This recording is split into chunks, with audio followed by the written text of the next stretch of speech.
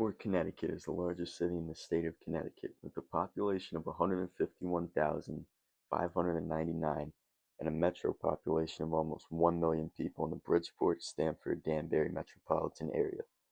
It's defined by the systems that move through it, including Interstate 95, which runs along the shoreline and through downtown, while Route 8 and Route 25 connect it to the inland of Connecticut, areas like the Valley and stuff.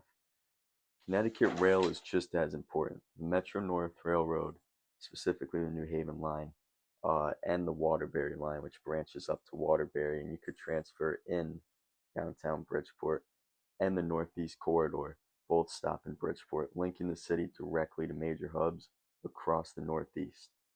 For the waterways, the Quantic River flows through the city into the Bridgeport Harbor, into the Long Island Sound, which made Bridgeport an ideal city for settlement and to become the city that it's become today, a large city within the state of Connecticut. Downtown Bridgeport is lackluster for a city with its population. Route 8 and I-95 disconnect it from neighboring areas of the city, and its waterfront along the Pequannock River is completely cut off through the railroad tracks and industrial wasteland a little bit further north. Similar to most cities, Bridgeport was once a thriving city with a robust streetcar network and a very vibrant downtown.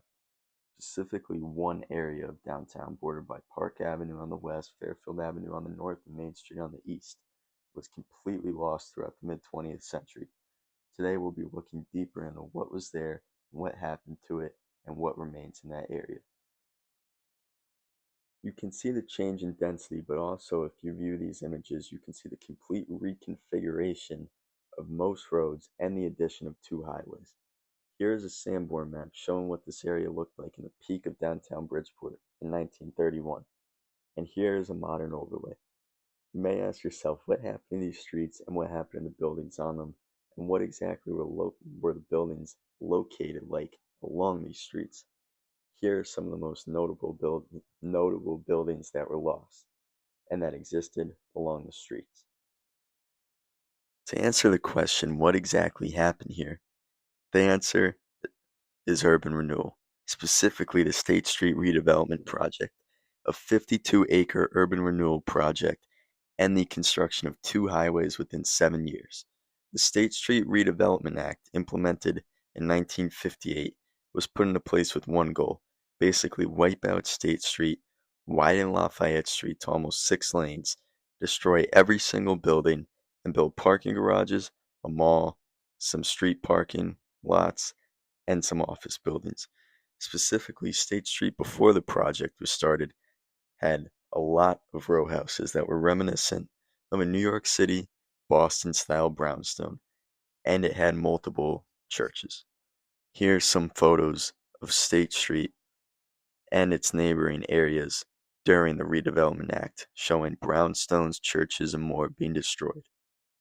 It's safe to say that this whole project was a mistake. It shows the mindset of where many U.S. city governments across the USA were in the mid-20th century. Bridgeport has faced its fair share of challenges and criticism over the years and is finally improving, but it's definitely interesting to wonder what downtown would look like if there was no I-95, no Route 8, and no complete destruction of the pre-1950s downtown. Thank you for watching. I'll be posting more videos about cities across the USA, transit projects, and Bridgeport itself soon. Like and subscribe, and more will be coming out soon on all different types of stuff. Thanks.